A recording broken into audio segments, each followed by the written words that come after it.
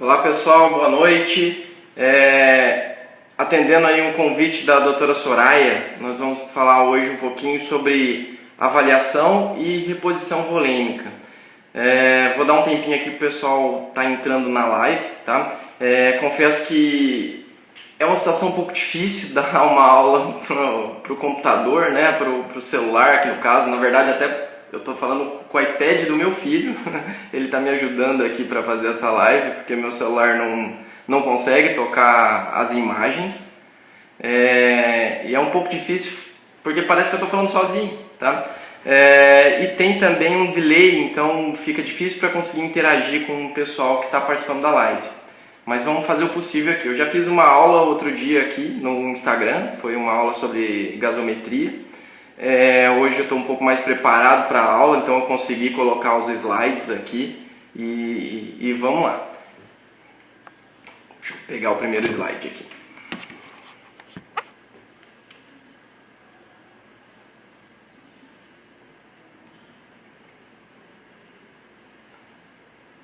Bom, em alguns celulares eu testei, está dando alguns erros de configuração, mas de modo geral não vai atrapalhar tanto para a gente conseguir interagir aqui e ver um pouquinho dos slides que a gente tinha programado, tá?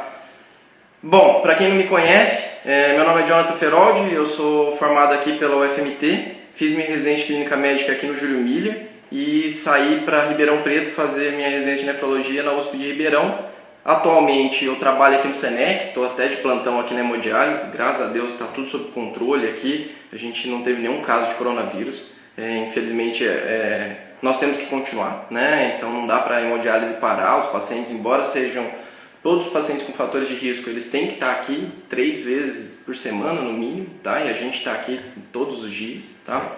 Estou sem máscara agora para poder falar com vocês, mas estava com máscara até agora, então infelizmente ficar em casa para a gente não é uma opção. Além de trabalhar aqui, eu dou aula na Unic e na Univag e também sou preceptor nas residências de clínica médica do São Mateus e do Hospital de Câncer. A residência do São Mateus, junto com a Soraya, que me convidou para essa aula, fomos nós que criamos a residência lá e moldamos a residência. E hoje, graças a Deus, a gente teve muito sucesso com as primeiras residentes que saíram. A Isabela está hoje fazendo pneumologia na Unifesp. Então, nossa primeira residente aí com uma grande história de sucesso. Não sei se ela vai estar aqui hoje na live. Bom, então a aula, eu planejei uma aula, assim, uma aula mais aberta, né? Então eu não sei quem que vai estar assistindo. E a aula da Soraya era mais para um pessoal do curso dela de antibióticos, então a maioria são alunos, tá? Mas eu acredito que aqui assistindo eu aqui no Instagram, a gente vai contar também com residentes, talvez alguns colegas médicos, então assim, alguns conceitos vão parecer mais complexos para os alunos e para os internos, tá? Já para os residentes e para colegas já formados, já atuantes, vão ser mais um cenário de revisão, tá? Então, eu tentei juntar uma aula que conseguisse agradar todo mundo aí e fosse legal para todos. João, e aí João, tudo bom? Acabou de entrar aqui também. Então, vamos lá. Primeiro slide aqui. Bom, antes de eu entrar nesse primeiro slide, vamos falar quais são os meus objetivos com a aula. Primeiro, a gente vai falar por onde que a gente perde líquido. Então, nada mais justo do que começar a avaliação volêmica do que por onde que eu perco volume, tá? Nosso segundo objetivo vai ser realmente como avalio essa volemia, sinais, sintomas, o que muda no laboratório, quais são os exames que auxiliam a gente nesse diagnóstico. Próxima etapa seria qual a escolha do fluido, coloide, cristalóide balanceado e não balanceado. E por fim a gente vai falar um pouquinho sobre reposição de eletrólitos e bicarbonato, que também faz parte aí do manejo da volemia e de hidratação, tá? E para finalizar, fechar com chave de ouro, eu trouxe 5 casos clínicos que vão tentar falar um pouquinho desses casos, que são os casos mais comuns que a gente tem aí na prática clínica, tá? Então, para a gente começar, primeiro, por onde que a gente perde líquido? Um dos principais locais que a gente perde líquido é o trato gastrointestinal, tá? Principalmente por vômito e diarreia. Então, é uma coisa que facilmente na história clínica do nosso paciente a gente já vai saber. Ele está vomitando, ele está com diarreia, então a gente já entende que é um paciente que tem mais chance de estar desidratado, né? Mas algumas perdas não são tão óbvias. Por exemplo, o paciente que tem ostomia. Aqui eu já compartilho um caso com vocês, um caso recente que teve internado no hospital de câncer, em que a paciente chegou com uma creatinina de 7, ureia de 300 e um sódio, pasmem vocês, de 110. Completamente assintomática essa paciente. E ela tinha feito uma ileostomia e era pela ileostomia que ela estava perdendo volume. Então, o nosso trato gastrointestinal ele pode perder muito líquido. Tá? A gente secreta pelo trato gastrointestinal cerca de até 6 litros de líquido. E esse líquido normalmente ele é quase todo reabsorvido. A gente vai perder nas fezes em torno de 200 ml. Tá? Mas em alguns cenários, como uma diarreia ou um paciente com ileostomia, a gente pode chegar a perder até 6 litros por dia ou mais, dependendo do cenário. Então, vejam bem a história do seu paciente quanto a isso, tá? E também os sangramentos. É uma história muito comum, né? Sangramento gastrointestinal, principalmente sangramento oculto. Então, o paciente pode estar fazendo uma anemia, uma, entre aspas, desidratação crônica, né? Entre aspas, né? Por conta de uma perda oculta de sangramento trato gastrointestinal ou até uma esterilização, né? Vamos pensar aí num paciente com hemorragia digestiva alta por uma doença varicosa ou uma úlcera péptica, enfim, tá? Vamos seguir aqui com a aula. Bom, nós também podemos perder líquido pelo rim, tá? Acho que aqui é o mais óbvio, né? O rim, na verdade, ele é o que controla o nosso metabolismo, ele é o que controla a nossa volemia, controla os nossos eletrólitos. Então, se a gente beber muito líquido, o rim vai tentar jogar fora esse excesso de líquido. Se a gente comer muito sódio, o rim vai estar jogando fora esse excesso de sódio. E num cenário contrário, se a gente tiver com uma baixa da volemia, o rim vai tentar concentrar ao máximo na nossa urina para jogar o mínimo possível de líquido fora, tá? Só que esse mínimo possível ele tem um mínimo. Então, o paciente precisa urinar pelo menos 400 a 500 ml por dia, lógico, desde que ele tenha um rim bom, tá? Então, o nosso rim ele vai estar sempre se adequando à nossa realidade, tá? Mas esse equilíbrio ele pode ser perdido por várias situações. Uma delas a doença renal crônica ou uma lesão renal aguda, tá? Mas também o uso de diuréticos, e aí a gente fala muito dos diuréticos de alça, principalmente a furosemida, né? É o mais utilizado dos diuréticos de alça, e inclusive é tratamento para um paciente que está hipervolêmico. Mas também temos a hidroclorotiazida que também pode baixar a volemia. Gosto sempre de compartilhar um outro caso que eu tive, uma paciente que ela internou comigo no São Mateus uma vez, ela tinha uma hiponatremia, nós investigamos essa hiponatremia e foi por causa de uso de tiazídico. Essa paciente recebeu então uma orientação para não usar mais tiazídico, ela acompanhou no meu consultório por um tempo, mas um belo dia ela foi na farmácia comprar o seu valsartan, um medicamento que ela usava já há bastante tempo, e aí o colega vendeu para ela o Diovan HCT, que tem hidroclorotiazida, ainda falando que era bom para o rim. Então o colega da farmácia acabou vendendo para ela hidroclorotiazida, ela sem saber tomou e voltou a ficar com hiponatremia, voltou a ficar hipovolêmica, tá? Então tiazídicos também podem levar a hipovolemia e outros distúrbios de eletrólitos, tá? Outro cenário interessante é a diurese osmótica. Aqui a gente vai lembrar do paciente diabético descompensado, né? Então, um paciente que ele vai estar fazendo glicosúria e essa glicosúria vai puxar água junto, tá? Então, é por isso que o paciente, por exemplo, em estado hiperosmolar não cetótico ou até mesmo na cetoacidose diabética, nossa primeira conduta não é nem corrigir a glicemia desse paciente, nossa primeira conduta é repor volume nesse doente, principalmente no estado hiperosmolar. Então, o paciente chegou em estado hiperosmolar, ele é um doente muito desidratado. Em cetoacidose diabética também, ele é um doente muito desidratado e a gente vai ter que repor volume nesse doente, tá? Bom, algumas drogas também podem causar lesões que vão predispor a poliúria, como é o caso da anfotericina B, uma droga nefrotóxica, tá? E, por fim, a fase poliúrica da NTA.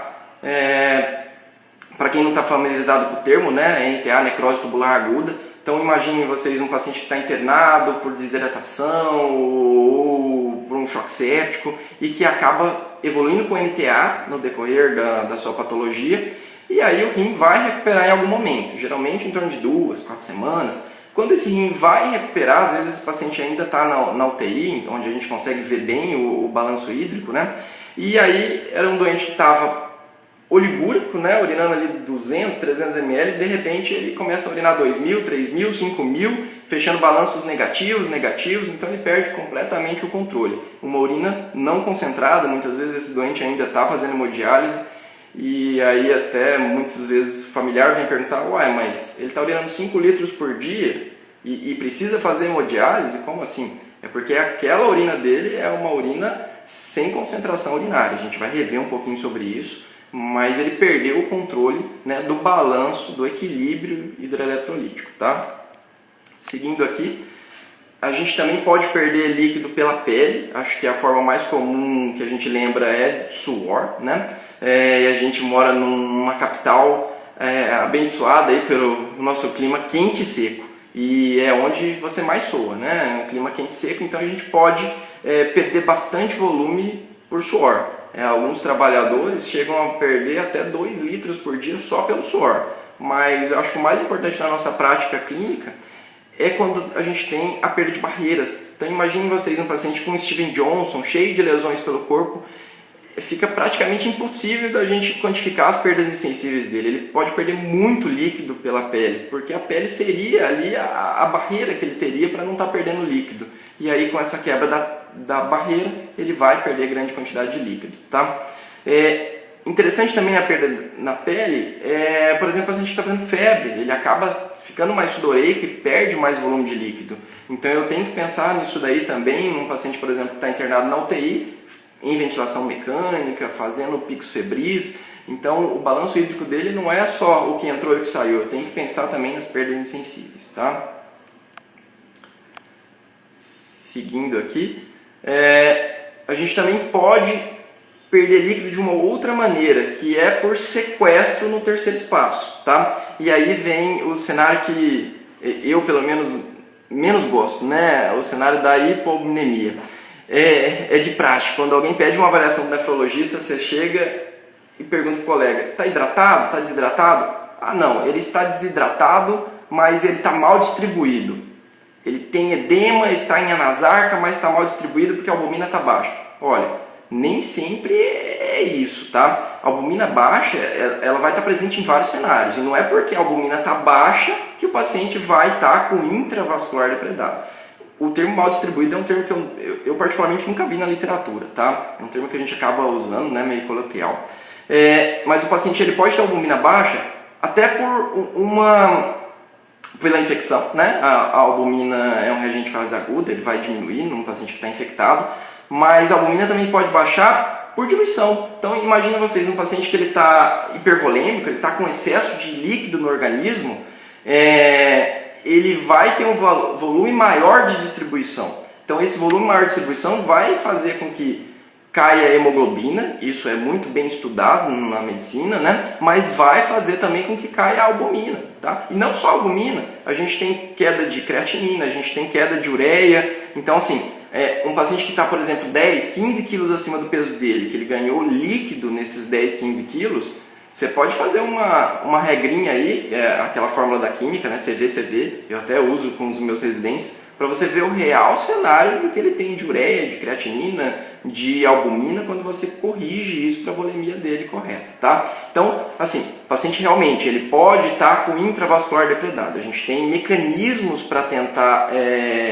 distinguir isso, a gente vai falar um pouquinho deles, tá? Mas não é toda a hipovolemia que ele está mal distribuído, tá? A Giovana está pedindo referência. Como não dá muito bem para a gente ficar como uma live aqui, no final podem me mandar perguntas em direct. Eu confesso que eu não sou um cara muito bom de Instagram, mas eu vou tentar ver se eu consigo fazer aqueles posts em que vocês conseguem fazer perguntas e depois a gente tenta respondê-las, tá? Bom, outro cenário, fratura de quadril. Aqui eu lembro um pouco do caso do meu avô. Meu avô teve fratura de quadril, ele foi internado. Na época ele foi admitido pelo Edson, um colega nosso, intensivista lá no São Mateus, um excelente intensivista. E ele fez volume no meu avô, assim, e foi extremamente importante, porque ele chega num cenário que ele estava com uma piora da função renal, e a gente não tinha muitos parâmetros para saber se ele estava euvolêmico, hipovolêmico, era um cenário um pouco duvidoso, e no fim a gente fez a prova de volume e ele respondeu super bem nessa fase inicial, tá? E a fratura de quadril pode perder até 2 litros de volume, tá? E como a fratura de quadril é mais comum em idosos, então um idoso com 2 litros a menos de volemia, imagine, é uma catástrofe, tá? Outros cenários importantes também, obstrução intestinal, a gente pode ter um grande sequestro de líquido do terceiro espaço, pancreatite grave e lesões por esmagamento, tá? Só para citar alguns desses casos. Vamos seguir aqui. Bom, agora que a gente já entende por onde que a gente pode perder líquido, vamos falar um pouquinho dos sinais e sintomas dessa perda de líquido, tá? E esses sinais e sintomas eles vão se dividir em 3 grupos, vamos dizer assim. Os sintomas relacionados à própria depressão de volume, tá? Os sintomas os sintomas da etiologia que levou a essa perda de volume e, por fim, os sintomas relacionados aos distúrbios eletrolíticos e ácido base, tá? A gente vai falar um pouquinho de cada um. Então, primeiro eu queria falar com vocês sobre os sintomas relacionados à depressão de volume. Primeiro vamos começar falando sobre o centro da sede. Para a gente revisar, né, o centro da sede é um grupo de neurônios que está localizado no hipotálamo anterior e que eles vão responder sempre em que houver uma osmolaridade maior que 290, e vamos lembrar, a osmolaridade é 2 vezes o sódio, né, mais glicose mais ureia, lógico, colocando tudo na mesma unidade de medida, tá? Então a osmolaridade depende muito do sódio, muito da natremia. Então todo paciente que ele está com o sódio aumentando, uma hipernatremia, uma hiperosmolaridade, ele vai ativar esse grupo de neurônios e ele vai ter sede, tá? Como eu tô tendo aqui agora, tá? Então se é um paciente que ele tem um hipotálamo funcionante, um sistema neurológico funcionante, ele tem acesso à água, ele não é para desidratar, tá? Então assim, a não ser que ele está perdendo muito volume. Então não é para ficar hipernatrêmico. Então se ele tem o centro da sede funcionante, ele tem acesso à água, ele não vai desidratar ou fazer hipernatremia, tá? Então quem que é mais comum fazer hipernatremia? Bebês, tá? E idosos. Ou o paciente que está sedado, entubado, ventilação mecânica, por aí vai, tá? Então esse é o centro da sede. Já que a gente puxou aí sobre o centro da sede, vale muito a pena falar sobre o hormônio antidiurético, que daí seria o cenário oposto, tá? O hormônio antidiurético, ele é secretado ali pela hipófise posterior, tá? É uma resposta também à hipernatremia, mas o hormônio antidiurético ele é mais importante quando ele é inibido, tá? Então o hormônio antidiurético numa situação de hiponatremia, ele vai ser inibido e aí o rim vai poder jogar embora a água livre, tá? E o nosso organismo ele usa muito sódio, então não dá pra gente falar sobre volemia sem falar um pouquinho de sódio, tá? Ele usa muito mais o sódio para ele definir como que ele vai atuar. Então veja, um paciente com hipernatremia provavelmente é um paciente que está desidratando, né? Então ele vai ativar o centro da sede. Já um paciente com hiponatremia, geralmente é um paciente que está hipervolêmico, ele vai inibir o hormônio antidiurético, a sua produção, e aí o rim vai poder jogar fora essa água livre, tá? Eu tenho uma aula só sobre distúrbios do sódio, eu estou planejando fazer essa aula e colocar lá no Facebook. Para quem não sabe, eu tenho um canal no Facebook, é um canal que eu comecei só para poder fazer as aulas nesse momento de pandemia, tá? Então não é nada aulas muito boas, né, vamos dizer assim, são aulas mesmo sem muita tecnologia, né, bem diferente de grandes youtubers aí, né, mas eu vou tentar colocar essa aula uma hora lá no Facebook, no YouTube, então quem quiser me seguir lá no canal é Ferode23, tá, meu mesmo nome aqui do Instagram, tá. Bom, outro sintoma que pode acontecer são as câimbras, e aqui eu lembro um pouquinho da minha especialidade, a nefrologia. Onde a gente mais avalia a volemia é no renal crônico dialítico. Eu estou aqui de plantão na hemodiálise, já passei em todos os pacientes, eles estão já saindo da hemodiálise agora. E ajustar o que a gente chama de peso seco neles é uma tarefa extremamente difícil, tá? Por quê? Não tem nada que assim, a gente consiga estabelecer. Então, o que a gente mais olha? Primeiro, edema, tá? Isso daí todo mundo sabe olhar, o próprio paciente sabe olhar, doutor, eu estou inchado. O paciente inchado, ele está hipervolêmico. Lógico, um paciente que não tem outro problema para estar com o extravascular depredado, né? Então esse paciente eu sei que eu tenho que estar tirando peso dele. Agora, pasmem vocês, quando eu desapareço o edema, até 3 litros de líquido pode ter a mais nesse doente, tá? Então até 3 quilos de peso de um paciente sem edema, eu posso retirar por hipervolemia. Então a gente acaba vendo isso muito na nefrologia com hipertensão, tá? Então um paciente nosso que faz hemodiálise, ele é um paciente que ele deveria estar com a pressão controlada. Então se ele está sem edema e está com a pressão alta, a gente vai tentando baixar o que a gente chama de peso seco, que é o peso que ele vai sair da hemodiálise, tá? Só que nessa tentativa de baixar, às vezes a gente erra, às vezes a gente pesa um pouco a mão e tira mais do que deveria. E às vezes esse paciente vai fazer hipotensão, lógico, a gente já para as perdas, tá? Mas em alguns cenários esse paciente ele ainda está com uma pressão legal e ele começa a sentir cãibra, que é um sinal aí da hipovolemia, tá? E aí a gente para as perdas e define aquilo como um peso seco dele, tá? Outro sinal que pode acontecer é a hipotensão. Inicialmente a hipotensão ela é postural, ou seja, o paciente que ele está deitado, né? Se ele levanta rapidamente, ele vai necessitar de um débito cardíaco maior, vai ter uma maior demanda cardíaca e essa maior demanda vai necessitar de uma mudança, uma readaptação. E se ele tiver hipovolêmico, ele vai fazer hipotensão, tá? Algumas medicações também podem causar hipotensão postural, algumas pessoas têm isso de praxe já, hipotensão postural, tá? Se eu levanto muito rápido, eu tenho também hipotensão postural, eu tenho um pouco de taquicardia, tá? É uma coisa tanto quanto fisiológico, mas isso vai ser exacerbado aí no doente que está hipovolêmico. E lógico, se esse doente ele vai ficando mais hipovolêmico ainda, a gente vai ter hipotensão mesmo, tá? Em qualquer que seja a posição. E por fim, um doente que continua hipovolêmico, ele vai ter redução da perfusão tecidual. O primeiro órgão a sofrer sempre é o rim, né? Eu falo que o rim é o órgão mais sensível do corpo humano, então ele é um órgão nobre, mas quando o paciente está começando a ficar mal perfundido, com hipovolemia, o rim vai poupar os órgãos mais importantes, cérebro e coração, tá? Então, o rim vai sofrer fazendo o oligúrio, tá? Se o rim nosso for normal, ele vai tentar ativar o sistema renina, angiotensina, aldosterona e tentar reter água e sódio e ele vai começar a ficar com uma redução da diurese, tá?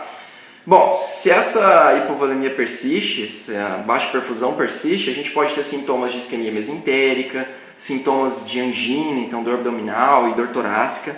E se isso persiste, a gente pode evoluir até para coma, sonolência, rebaixamento do nível de consciência, tá? Bom, a gente também pode ter sintomas relacionados à etiologia da perda, então isso daí vai estar na nossa anamnese. Então, o paciente está lá com náusea, vômito, então ele vai ter sintomas relacionados aos vômitos, à diarreia, tá? Isso daí vai variar, lógico, de acordo com a etiologia. Seguindo aqui. Tá. A gente também pode ter sintomas relacionados a eventuais distúrbios eletrolíticos que esse paciente pode vir a ter, tá? Então, primeiro, distúrbio ácido-base. O paciente com hipovolemia ele pode tanto ter acidose quanto ter alcalose. Depende, mais uma vez, da etiologia, tá? Vamos imaginar aqui dois cenários. Paciente com vômito. O paciente com vômito ele está perdendo ácido clorídrico. Perdendo ácido clorídrico, eu vou tender a uma alcalose metabólica, tá? Então, esse paciente com alcalose, ele pode começar a fazer bradipneia na tentativa de fazer a nossa resposta compensatória, ou seja, numa situação de alcalose, de alcalemia, meu paciente ele vai tender a baixar o número de incursões respiratórias por minuto, então tendendo a uma bradipneia para quê? Para que o seu PCO2 aumente. Então, tendendo ali a manter o pH o mais próximo possível da faixa da normalidade. Mas no meu paciente, ele pode ter hipovolemia por uma diarreia. E aí na diarreia, o que acontece? Eu perco bicarbonato e levo a acidose. A acidose também pode ser consequência por uma injúria renal aguda, por uma malperfusão orgânica, uma acidose lática, por exemplo, no paciente que está séptico, que está em choque séptico, tá? E aí o paciente com acidose ele vai tender a taquipneia, tá? Ele vai tender a lavar mais CO2, então ele vai ficar mais taquipneico, tentando baixar o CO2 para que a gente consiga restabelecer ali o nosso pH, tá? Bom, o paciente também ele pode ter distúrbio relacionado ao potássio. E aqui, mais uma vez, tanto hiper quanto hipocalemia. Depende, mais uma vez, da etiologia. A gente vai voltar a falar sobre isso, tá? Mas o potássio, tanto a hiper quanto a hipocalemia, o sintoma principal é fraqueza muscular. Eu acho que o mais temido de todo mundo são as arritmias cardíacas, né? Relacionadas ao potássio. Mas o sintoma que o meu paciente vai relatar é a fraqueza muscular, tá?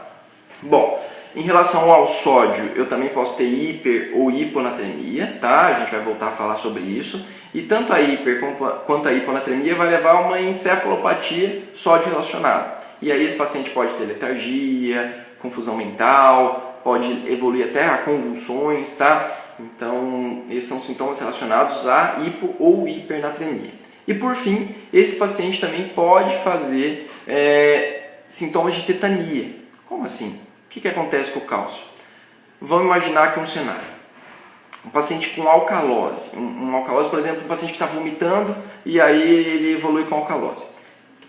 Quanto maior o meu pH, mais o calciônico vai se ligar à albumina. Tá? Então, quanto mais calciônico se liga à albumina, meu calciônico despenca. Com o calciônico diminuindo, e o calciônico é ele que mantém, né, é ele que mantém suas reações no nosso organismo, eu vou começar a ter sintomas de irritabilidade neuromuscular e tetania. E aí lembrar do sinal de Chivostec, sinal de Trousseau, tá? Parestesias periorais. Então são sintomas que eu posso ter também na hipovolemia aí por conta de uma alcalemia, tá? Bom, seguindo. Bom, agora que a gente já falou sobre sintomas, e o exame físico? Como que é o exame físico? Aqui de um paciente desidratado, né? Primeiro, turgor diminuído. O que é isso? É você dar um beliscão no paciente, um beliscão mesmo, tá? E ele demora para voltar ao normal, tá? Isso seria um turgor diminuído, seria uma diminuição da elasticidade. Agora, muita atenção, o idoso, que é o mais difícil de eu avaliar a volemia, ele já tem uma elasticidade diminuída, então cuidado ao você usar só isso como critério. A gente, na verdade, vai usar vários critérios para falar que esse paciente está hipovolêmico, tá? Outro cenário, vamos pegar o extremo oposto aqui, o paciente que está com edema. Eu sempre ensino os meus alunos e meus residentes que o paciente que ele está com edema e está internado numa UTI ou numa enfermaria que ele está acamado, eu tenho que avaliar o edema sacral, tá? Então não adianta eu ficar olhando perninha, pezinho, tornozelo do meu paciente, porque ele está deitado, 0 graus, tá? E aí o líquido vai muitas vezes acumular mais nessa região do meu paciente, em região sacral, tá? Pode acumular também em cotovelo, então meus residentes, meus internos, sempre a gente vai avaliar esses pacientes e ver inchaço aqui no cotovelo, aqui na região sacral, tá?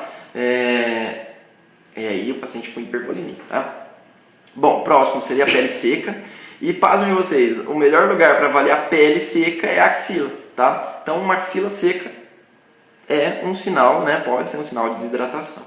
Mucosa seca também. Eu sempre quando estou na dúvida se meu paciente está hipervolêmico, se ele está hipovolêmico, se ele está desidratado, eu peço para ele mostrar a língua. Só que assim, não basta só mostrar a língua. Às vezes o paciente estava conversando, às vezes está sem beber água, e aí, ou está respirando pela boca e a mucosa dele aqui seca mesmo, tá? Não tomem isso como parâmetro isolado para dizer que o paciente está desidratado. Mas mais importante do que isso, eu falo para o meu paciente juntar saliva e me mostrar.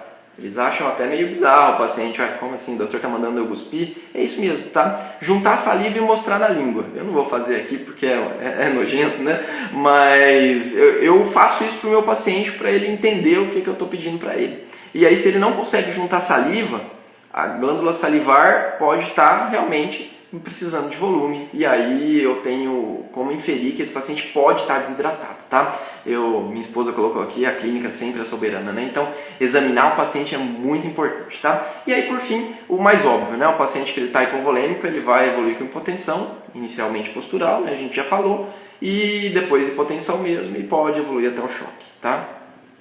Seguindo aqui.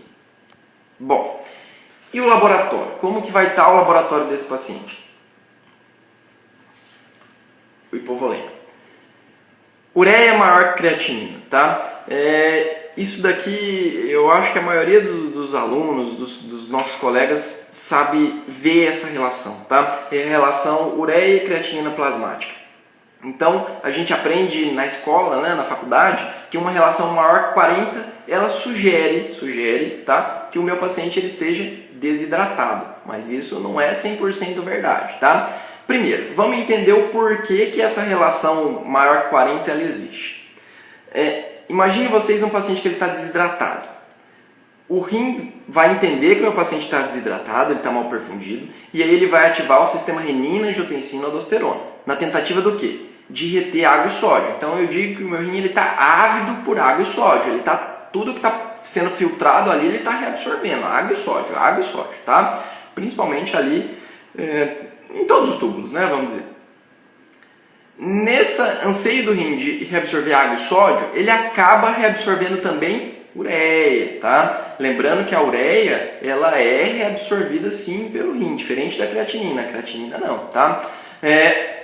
Então, a minha ureia vai ficar muito alta porque o meu rim tá, em vez dele estar eliminando essa ureia, ele está reabsorvendo. Então, é por isso que, por exemplo, um paciente desidratado, muitas vezes ele tem uma creatinina de 1, 1,5 e a ureia dele está lá 50, às vezes 100, tá? Eu estou hoje com uma paciente aqui que ela chegou com creatinina de 1 e a ureia de 170, tá? Mas aí é um outro cenário, a gente vai falar daqui a pouco, tá? Então, essa relação maior 40, ela acontece por causa disso, porque o rim acaba retendo água, sódio, e nisso ele arrasta também ureia, tá? Para reter. Bom, só que nem todo cenário de ureia maior que 40, relação com a creatinina, significa desidratação, tá? Bom, primeiro que isso que eu acabei de explicar para vocês é um mecanismo de pré-renal. Mas o mecanismo pré-renal, a desidratação é só um desses mecanismos. A gente tem outros mecanismos que também faz o rim ativar o sistema renina, angiotensina, aldosterona e entender que ele está mal perfundido. E o principal aí é a síndrome cardiorenal, tá? É aquele paciente que tem um coração ruim, então ele acaba fazendo congestão e essa congestão vai fazer uma congestão de veia renal e esse rim vai entender que ele está mal perfundido, muitas vezes ele está mal perfundido mesmo, tá? E aí ele vai ativar o sistema renina, angiotensina, aldosterona e reter água e sódio. O que ele deveria estar fazendo ao contrário, né? Numa síndrome cardiorenal, o rim tinha que estar jogando fora, o paciente congesto, né? Jogando fora água e sódio, mas ele está retendo, e aí ele retém também ureia. Então, esse é o cenário em que eu vou ter um paciente inchado e com a ureia lá em cima e a creatinina lá embaixo, tá? Eu não sei se tem algum residente aqui do HGU assistindo, mas semana passada me pediram uma avaliação, na verdade uma discussão de caso lá, em que a residente, uma R1, me perguntou: doutor, a gente está em dúvida de uma paciente, ela tem uma fração de ejeção reduzida de 30% e a gente quer saber se a piora da função renal dela caberia mais volume. Eu perguntei: mas como que está a doente? Olha, doutor, ela está com edema importante, ela está em anasarca, ela está crepitando base bilateral e ela está hipertensa. Eu lembro até que o Zarur estava nesse momento, né? Ele ajudou também a gente conversar e explicar o cenário. E, gente, aí não tem que ter dúvida, tá? Esse doente não tem que ter dúvida. Esse doente ele está hipervolêmico. Olha, ele tem edema, ele está hipertenso e ele está estertorando base, ele está congesto. Então esse é o doente que ele está com a relação ureia-creatinina alterada, mas por uma síndrome cardiorenal, por congestão de veia renal, tá? Outro cenário que isso pode acontecer é na síndrome nefrótica.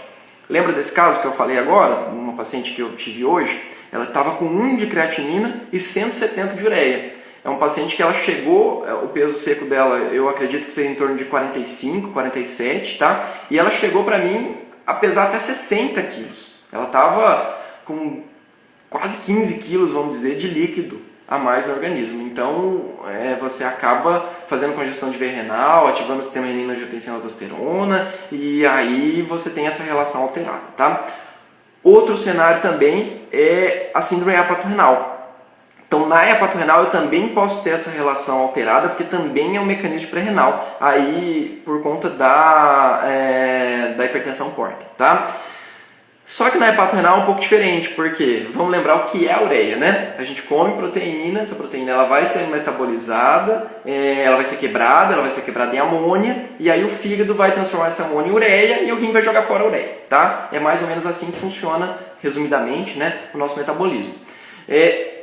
O hepatopata, ele não tem fígado, então ele não consegue gerar muito bem ureia, tá? Então, às vezes, essa relação alta não é tão respeitada, mas direto a gente encontra síndrome hepatorenal por aí e que o paciente faz essa relação também alterada. Por fim, tem outros 2 cenários em que a ureia sobe bastante. É no paciente que está hipercatabólico. Quem que está hipercatabólico? Aquele cara que está na UTI, que está séptico, que está chocado, tá? E é justamente o doente que a gente tem que avaliar mais volemia, é o doente mais difícil da gente avaliar volemia. E também o paciente que faz hemorragia digestiva, tá? Principalmente hemorragia digestiva alta. Ele, por estar digerindo a hemácia, ele acaba fazendo a ureia ficar mais alta, tá? Então, não raro acontece da gente ser chamado como nefrologista para ir responder parecer num paciente que ele tem uma creatinina, às vezes de meio, de 1, que ele teve uma queda importante do HB, 10 foi para 7 e ele está com uma ureia de 100. Opa, esse doente, ele não está com pré-renal, ele até pode estar com pré-renal por causa do sangramento, mas pesquisa hemorragia digestiva, tá? E esse é um cenário que pelo menos uma vez por mês a gente se depara. Bom, acho que esse é um tema extenso, né? Falar dessa relação ureia-creatinina, a gente vai voltar nele daqui a pouco, tá? Bom, o paciente ele também pode ter hiper ou hiponatremia, tá? Então, assim, vai depender do cenário. A hipernatremia ela acontece mais quando o meu paciente está perdendo água livre, já a hiponatremia ela vai acontecer quando o meu paciente está perdendo água e sal, tá? Então, a hipernatremia é o mais comum. Meu paciente perdeu água livre, né? Se ele perde água livre, o meu sódio concentra. Tá? Então, sódio concentrou, hipernatremia secundária, desidratação, acabou, desidratação, hipernatremia, tá? Mas o paciente desidratado, ele também pode fazer hiponatremia. Vamos lembrar daquele caso que eu falei no começo, da paciente da ileostomia. Ela perdia sódio pela ileostomia, tá? Mas a gente também pode ter um paciente que ele está perdendo água e sal, tá? Uma diarreia, por exemplo, e essa perda de água e sal vai liberar hormônio antidiurético e aí essa atuação da DH vai reter água livre e aí, retendo água livre, ele vai fazer hiponatremia. Então, tanto a hipernatremia pode significar desidratação quanto a hiponatremia, tá? O paciente também ele pode fazer hipo ou hipercalemia, tá? Lógico, vai depender mais uma vez do que está levando ele à hipovolemia, tá? Então, o paciente que ele está com diarreia, ele está perdendo potássio pelas fezes, então ele vai tender à hipocalemia, tá? O paciente que está vomitando, eu costumo brincar que o paciente que vomita, ele perde potássio pelo rim. De que forma? Ele vai fazer uma alcalose metabólica e aí essa alcalose metabólica vai acabar levando também à perda de potássio pelo rim por conta da própria alcalose, tá? Coffee break liberado. Bom, o paciente também pode ter alcalemia e acidemia, mais uma vez dependendo aí da onde que de qual é a sua etiologia, tá? E por fim, vamos falar aqui sobre a baixa concentração de sódio na urina. Inclusive a baixa concentração de sódio na urina é um dos parâmetros utilizados para avaliação de volemia, tá? Então, desde que eu tenho um rim normal, uma baixa concentração de sódio na urina pode indicar que o paciente ainda cabe mais volume, tá? Bom, como assim? A gente tem 2 grandes cenários, quem está na faculdade, né, ainda vai lembrar dessa, ou quem é residente vai lembrar dessa tabela que eu tenho a comparação entre lesão renal aguda pré-renal com NTA. É uma tabela cheia de parâmetros. Eu lembro que quando eu era aluno do 3º ano eu estudei essa tabela várias vezes, eu já estava pensando em fazer nefrologia na época. E era difícil de decorar, e ninguém me deu a dica, que eu vou dar agora para vocês. Não precisa decorar essa tabela, gente. A gente precisa entender ela, tá? Como assim? NTA ela é diferente de lesão renal aguda pré-renal, porque na pré-renal o meu rim tá bom, na NTA o meu rim tá ruim, tá? Então vamos decorar assim. Na NTA o meu rim não está funcionando como ele deveria. E o que é um rim que funcionaria como deveria? O rim da pré-renal. É aquele rim que ele está entendendo que o meu paciente está desidratado, está entendendo que o meu paciente está hipovolêmico e ele vai reter sal e vai reter água, tá? Ele está retendo água e sódio. Esse é o papel do rim, concentrar a urina, reter água e sódio, tá? Então, o paciente com lesão pré-renal, ele vai ter uma fração de excreção de sódio baixa. Por quê? Porque ele está retendo sódio. Então, a fração de excreção de sódio menor que 1%. Na NTA, maior que 1%. Sódio urinário, vai ser um sódio urinário baixo. Por quê? Ele está retendo sódio. Então, na pré-renal, sódio urinário menor que 20. Na NTA, maior que 20, maior que 40, tá? Fração excretória de ureia. Lembra que a gente comentou no começo? Nesse negócio do rim reabsorver água, sódio, ele também reabsorve ureia, tá? E aí, nessa reabsorção também de ureia, eu vou ter uma fração excretória de ureia baixa na pré-renal, tá? E alta na NTA. Osmolaridade, como que vocês acham que vai estar? A função do rim é concentrar a urina. Então, no distúrbio pré-renal, a minha osmolaridade ela vai estar aumentada, a minha osmolaridade urinária, porque o rim está concentrando a urina. E a densidade, que é um parâmetro que todo mundo olha no EAS e não dá o menor valor, né? Fala aí se não é verdade. A densidade urinária na pré-renal vai estar alta, o rim está concentrando urina, tá? Já na NTA, não. Na NTA, esse paciente ele não está conseguindo concentrar a urina, então ele vai ter osmolaridade urinária baixa e densidade urinária também baixa, tá? Aqui eu já abro um parênteses, né, na doença renal crônica. O paciente com doença renal crônica, ele tende a ter uma densidade urinária mais baixa. Por quê? Porque ele não consegue concentrar a urina. E é por isso que quando a gente pede um exame de urina, EAS, EQU, urina tipo 1, né, cada lugar do Brasil fala um termo. Eu aprendi a falar aqui em Cuiabá EAS, lá em São Paulo o pessoal fala mais urina rotina, urina 1, né? Ninguém dá muito valor na densidade urinária, mas a gente da nefrologia dá. E a gente pede que seja a primeira urina da manhã justamente para avaliar essa densidade urinária. O paciente que tem rim bom, ele concentra bem a urina. Já o paciente que já tem uma doença renal crônica ou que está com uma NTA, ele não consegue concentrar a urina, então a sua densidade urinária vai ser baixa, tá? Então, agora vocês entendem um pouquinho da densidade urinária. Bom, e o diagnóstico? Como que eu diagnostico se o meu paciente está com hipovolemia realmente? História, tá? Sempre, galera, tem que colher a história do paciente, sempre que possível, né? Às vezes não é possível, o paciente está entubado, em ventilação mecânica, mas aí eu posso também ver a história dos dias anteriores, tá? Então, história e exame físico, né? Nada como uma boa e velha clínica médica, né? Laboratório, a gente acabou de falar aqui os cenários que eu posso ter no laboratório. Peso diário, isso é algo muito bacana, tá? Todo mundo...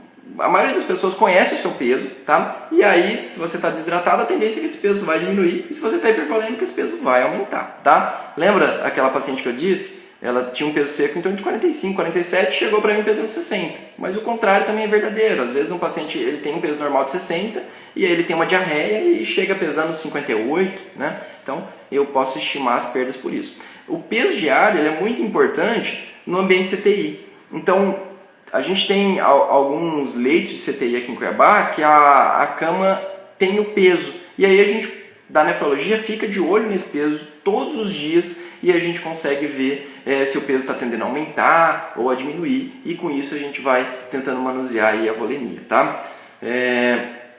Outro parâmetro importante é o balanço acumulado. Agora o balanço acumulado ele é muito falho, né? Porque assim, o balanço acumulado... eu tenho que calcular as perdas insensíveis e as perdas insensíveis vai variar muito de doente para doente, do tamanho do meu doente, se ele tem febre, se ele está em ventilação mecânica. A ventilação mecânica pode aumentar as perdas, mas ao mesmo tempo se eu tiver uma ventilação mecânica que eu estou fazendo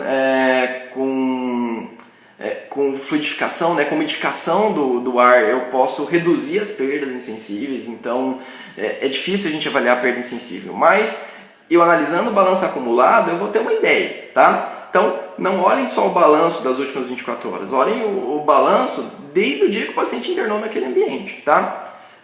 Outro parâmetro que eu gosto muito de usar é o ProBNP, tá? Para a gente lembrar, o BNP, né, o peptídeo natriurético cerebral, né? Ele é produzido pelo coração, tá? Há uma resposta a uma dilatação cardíaca, tá? Uma dilatação atrial, uma dilatação ventricular, tá?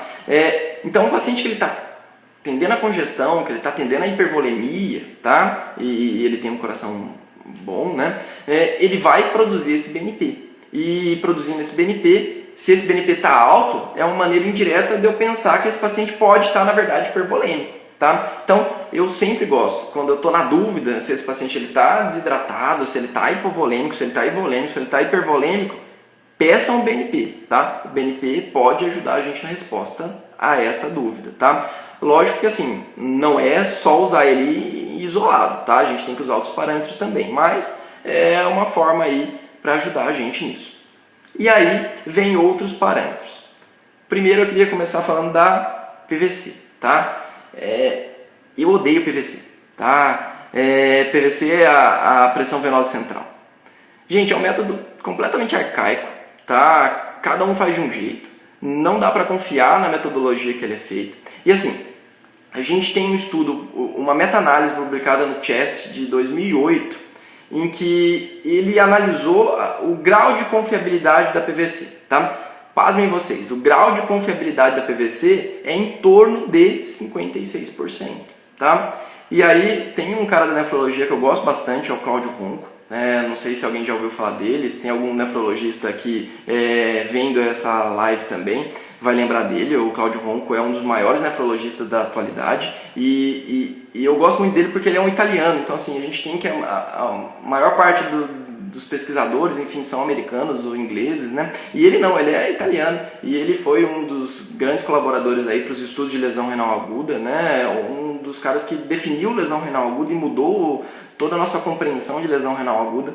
E ele publicou um trabalho na International Society of Nephrology em 2013, em que ele cita esse trabalho do CHEST de 2008, tá? 2008, e que ele brinca que entre fazer uma PVC que me dá 56% de confiança e jogar uma moedinha no cara ou coroa, ele prefere a moedinha. A moedinha dá a ele uma certeza de 50% e a PVC é 56%.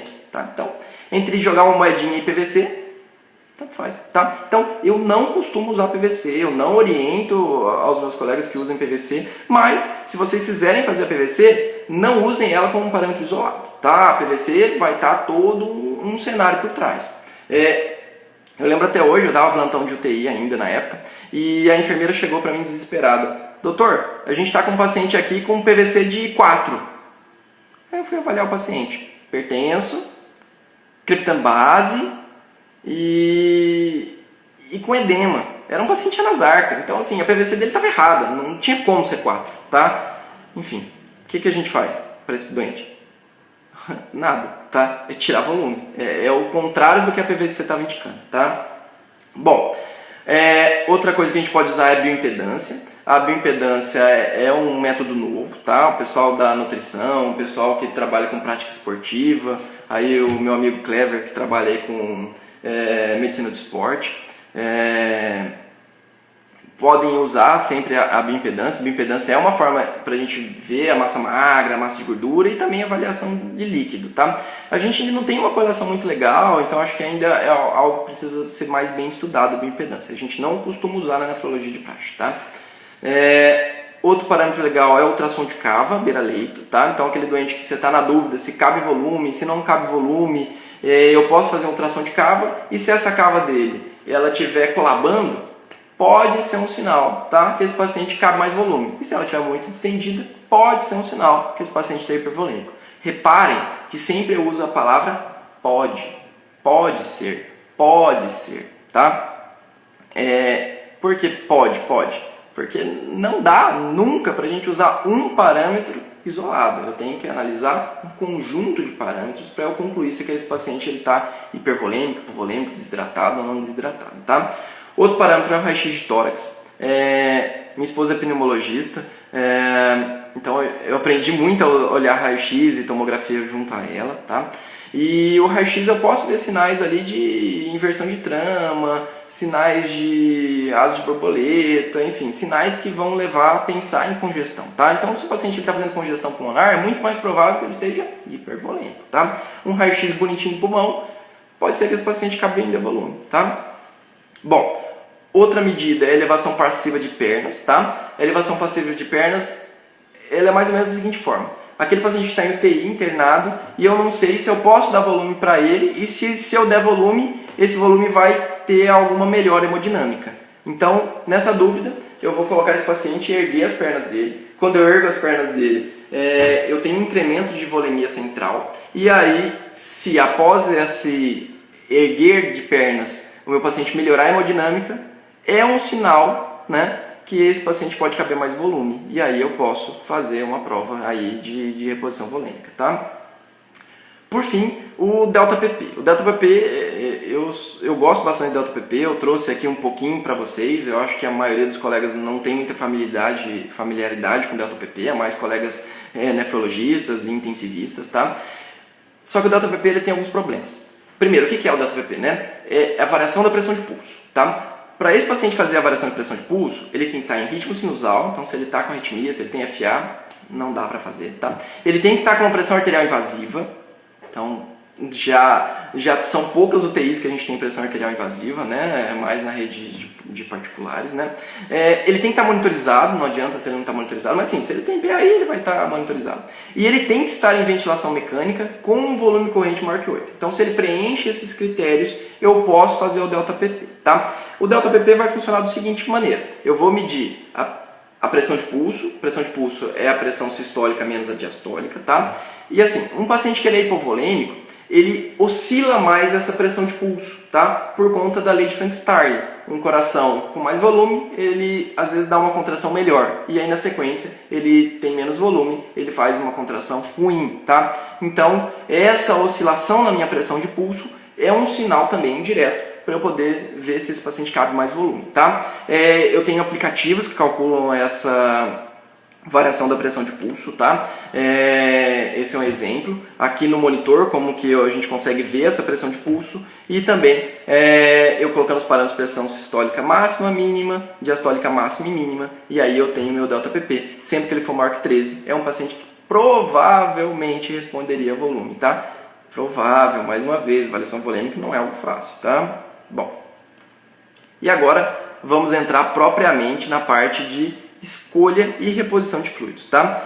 Primeiro, a gente tem, vamos dizer aí, 3 cenários. Eu posso repor fluidos com cristalóides, colóides ou derivados do sangue, tá? Os cristalóides podem ser balanceados ou não balanceados. Os não balanceados, aí o principal representante é o soro fisiológico, né? E dos balanceados, os principais representantes é o Ringer lactato e o plasma light. De colóides, eu acho que hoje a gente só usa albumina, tá? Praticamente. E derivados do sangue, concentrado de hemácias, plaquetas, plasma, enfim, tá? Bom, quando que eu vou usar cada um? Antes de entrar nisso, vamos ver como que é cada um. Primeiro vamos comparar aqui o nosso plasma. Nosso plasma ele tem 135 a 145 de sódio, potássio 3,5 a 5,5, cálcio 1,12 a 1,32, cloreto 94 a 111. De base, nossa principal base é o bicarbonato, em torno de 22 a 26, tá? A gente tem 1 a 2 de lactato, é normal. E nosso pH é de 7,35 a 7,45. Aí, vamos analisar o soro fisiológico. Galera, aqui vocês vão entender o porquê que esse nome fisiológico é errado. Ele ficou para a história da medicina. Eu até costumo falar salina 0,9%, evitar esse termo de soro fisiológico. Por quê? Ele não tem nada de fisiológico. Ele é uma solução com 154 mEq de sódio, nada de potássio, nada de cálcio, 154 mEq de cloreto e com pH de 6, tá? Então daí a gente já vê que o soro fisiológico, ele tem que ser encarado como um medicamento, tá? Toda hidratação ele é um medicamento, então como todo medicamento eu tenho indicações, contraindicações e eventos adversos, tá? Então, quais são os eventos adversos do soro fisiológico? Primeiro, hipervolemia, né? Você está dando soro, esse paciente pode ficar hipervolêmico. Outra situação, hipernatremia, tá? Porque o soro fisiológico ele tem uma concentração de sódio aumentada, tá? Então, o soro fisiológico pode levar a hipernatremia. Outra situação, acidose metabólica hiperclorêmica. Tanto porque o pH dele é um pH ácido, né? Um pH de 6, quanto pelo excesso de cloreto. Enquanto o nosso normal é até 111, o soro fisiológico ele tem 154 mEq de cloreto, tá? Então o soro fisiológico não é para eu sair fazendo para todo mundo, é para quem precisa, para quem está desidratado, para quem realmente tem indicação, tá? Já o Ringer lactato é uma solução um cristalóide balanceado, então ele vai ter concentrações de sódio, potássio, cálcio mais próximos aí do que seria o nosso normal, tá? De base, ele tem lactato como uma base, então uma contraindicação dele já é para o psicótico, né, que não consegue metabolizar esse lactato. Ele também é um pouco ácido, mas não faz acidose hiperclorêmica, né? Ele tem um cloro ali de 109. O soro glicosado, que ele não tem nada, e ainda tem um pH ácido, ele só vai ter glicose, né, obviamente. Eu gosto de usar ele para situações de hipernatremia, alguns cenários, tá? E também para manter meu paciente que está em jejum com aporte de glicose, né? A albumina, 20%, ela tem um pouco mais de sódio e ela tem um pouco mais de cloreto, mas isso não é tão importante, ela é um colóide, né? Ela geralmente ela tem bicarbonato para ela conseguir manter um pH normal, tá?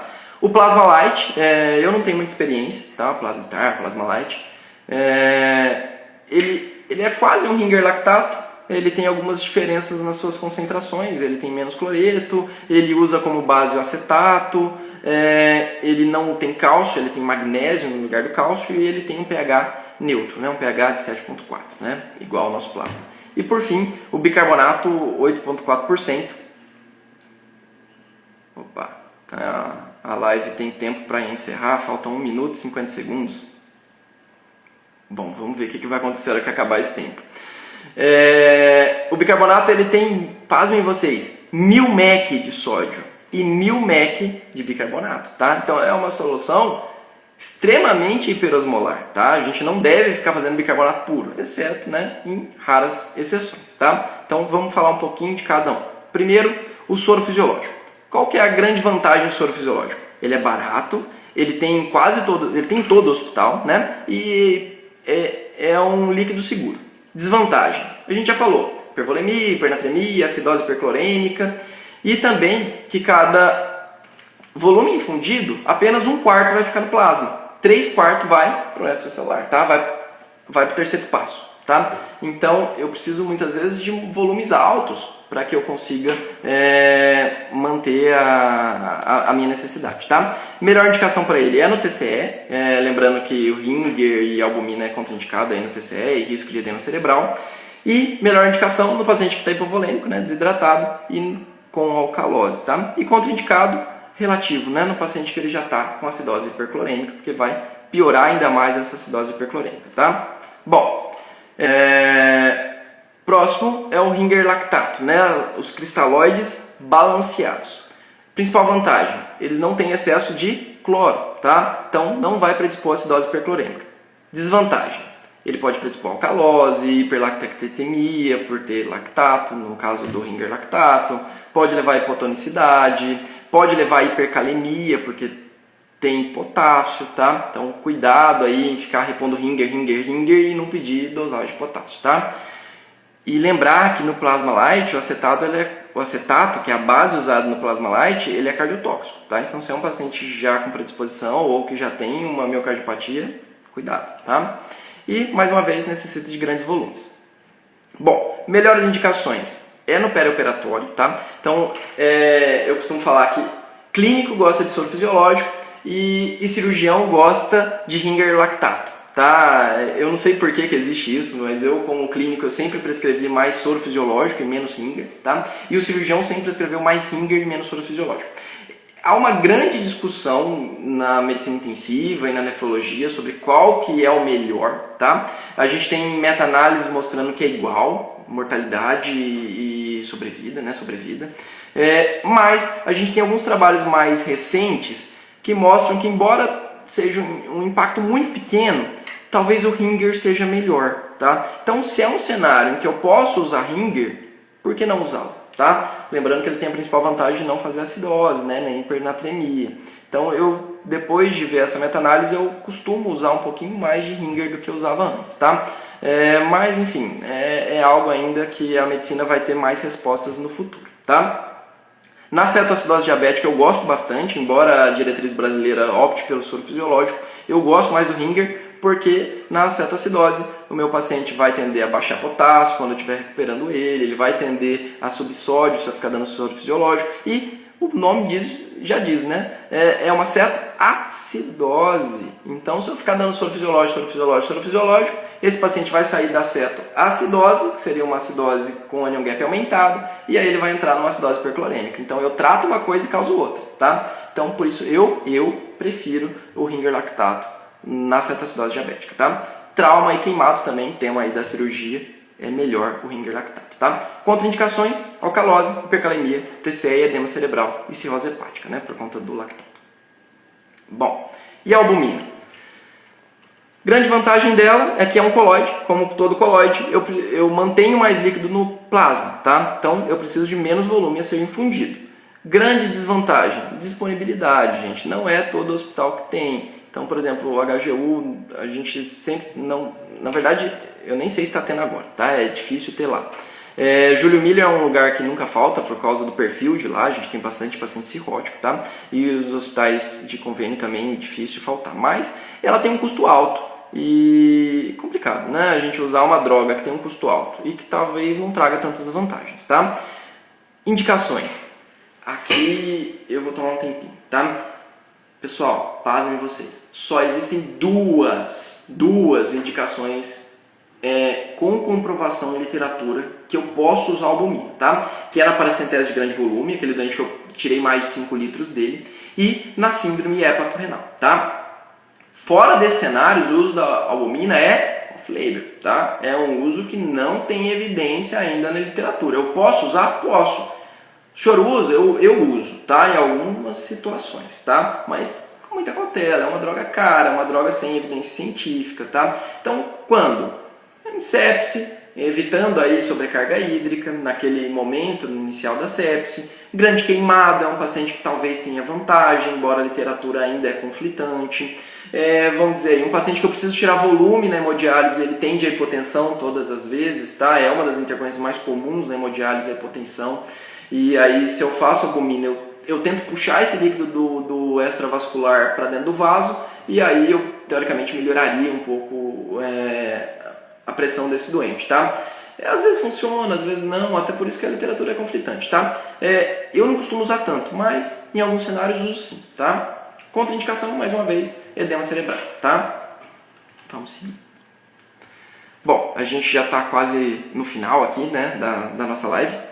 1h já aqui, 7h30. Bom, agora a gente vai falar um pouquinho sobre reposição de eletrôlitos, tá? Primeiro, sobre hipo e hipernatremia, tá? Então, lembrando mais uma vez, quando eu tenho hipo ou hipernatremia, meu paciente ele pode estar desidratado, mas ele também pode estar hipervolêmico, tá? Então, muito cuidado. Se eu tenho uma hiponatremia num doente hipervolêmico, o que eu tenho que dar é furosemida e não soro, tá? Já se eu tenho uma hipernatremia com doente hipervolêmico, geralmente isso é iatrogênico, tá? Eu vou ter que fazer balanço negativo de água e de sal. E isso é extremamente difícil na prática médica, porque eu vou ter que dar uma solução mais hipotônica, uma solução mais hiponatrêmica e ao mesmo tempo eu vou ter que dar furosemida, tá? É uma das raras situações, né, que a gente vai fazer soro e furosemida, tá? A principal indicação de soro e furosemida é no mieloma múltiplo, para baixar cálcio, tá? Mas aqui é uma situação na hipernatremia heterogênica, né, que o paciente está hipervolêmico, que eu posso fazer um soro mais hiponatrêmico e fazer furosemida, tá? Fora desse cenário, gente, não existe fazer soro e furosemida, tá? Então aproveita o gancho para já falar isso. Não existe isso, eu vou abrir o rim fazendo soro e furosemida. Galera, não sei da onde alguém tirou isso, tá? Isso não existe. Exceto, né, nessa situação, mieloma múltiplo, hipercalcemias, uma hipercalemia, talvez, tá? Bom, e aí, se o meu paciente ele precisa repor volume e eu tenho sódio alto ou baixo, essas são as soluções que eu tenho disponíveis, né? Soro glicosado, a salina 0,9 e o Ringer lactato.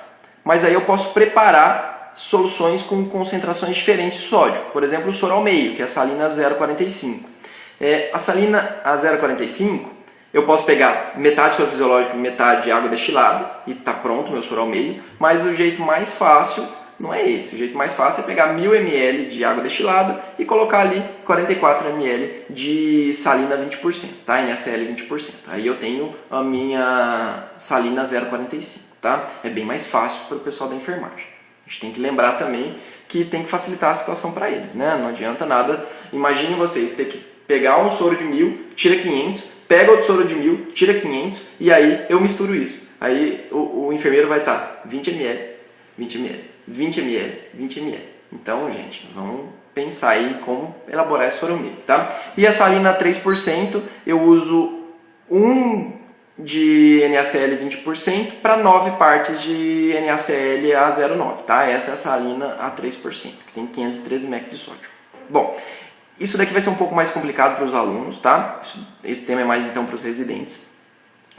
a gente utiliza a fórmula de Adroguemadiz, tanto para hipo quanto para hipernatremia. Eu gosto muito dessa fórmula porque ela serve para os dois cenários. Então eu vou pegar o sódio da infusão menos o sódio sérico e vou dividir aí pela água corporal total mais 1.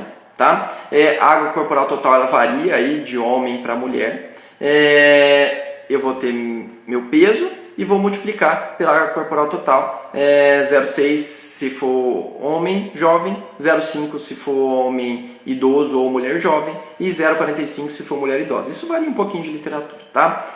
Depois eu vou ter um caso clínico em que a gente vai aprender a manusear isso daí, tá? Bom, próximo aqui é a reposição de potássio. A gente tem uma necessidade diária de potássio de 40 a 100 mEq por dia, tá? Então, sempre quando eu estou repondo potássio, eu tenho que repor também essas perdas. E também, além de repor essa necessidade diária, repor as perdas que estão em curso. Então, imaginem vocês um paciente que ele está com hipocalemia e que ele está fazendo diarreia. Então, ele vai estar continuando perdendo potássio, tá? E então, eu tenho que estar repondo esse potássio que ele está perdendo também, tá? Cada 1 mEq de perda, então assim, vamos lembrar, o potássio ele é um íon do intracelular, um íon dentro da célula, tá? Então quando eu tenho a dosagem plasmática, a dosagem plasmática dele vai de 3,5 a 5,5, tá?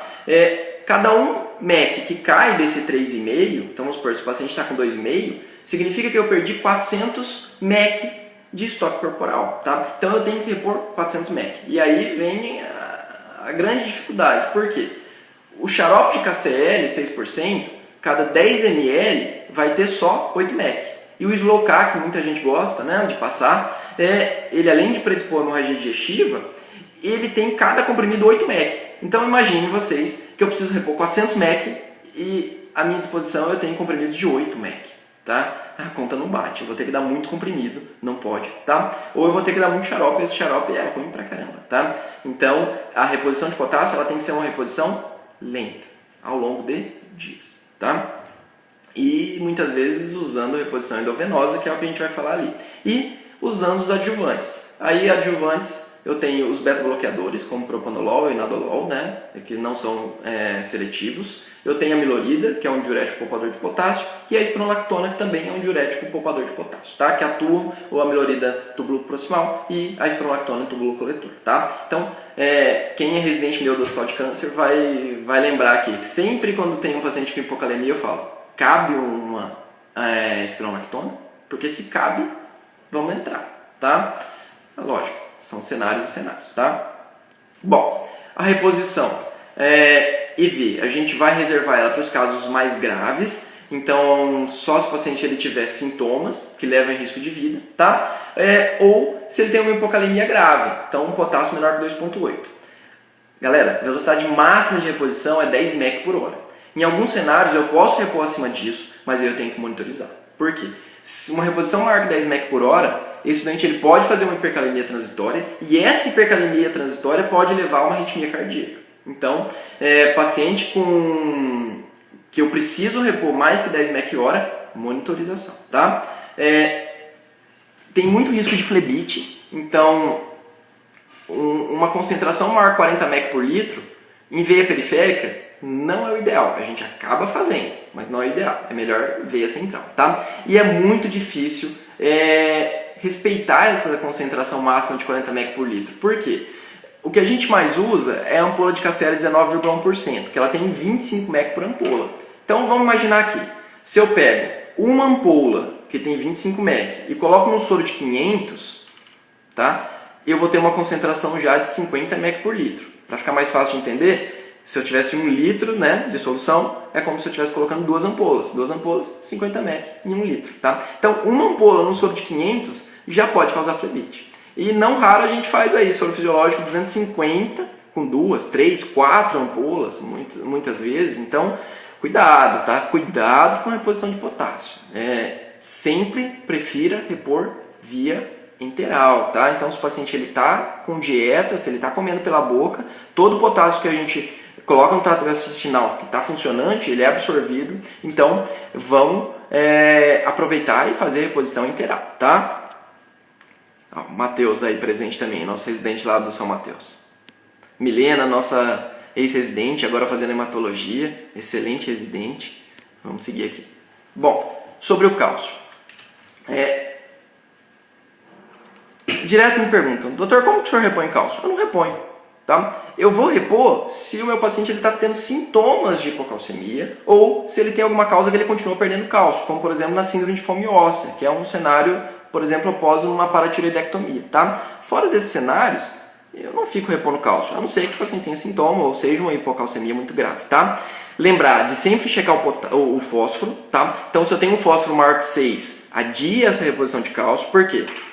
Fosfato, né, do fósforo mais cálcio vai levar à formação de fosfato de cálcio. O que acontece com o fosfato de cálcio? Ele vai impregnar nos vasos e vai fazer calcificação vascular. E isso pode levar até infarto no futuro, tá? Então, é o principal fator de risco hoje do doente renal crônico.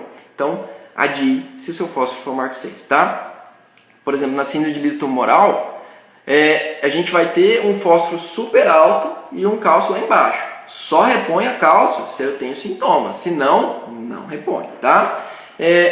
Um cenário que a gente é mais liberal para repor cálcio é na hipercalemia.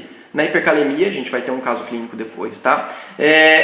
O paciente que ele tem potássio alto, primeira medida do potássio alto, primeiro passo é eu estabilizar a fibra cardíaca. E eu estabilizo essa fibra cardíaca dando cálcio, tá? Então, é o principal cenário que eu vou repor cálcio.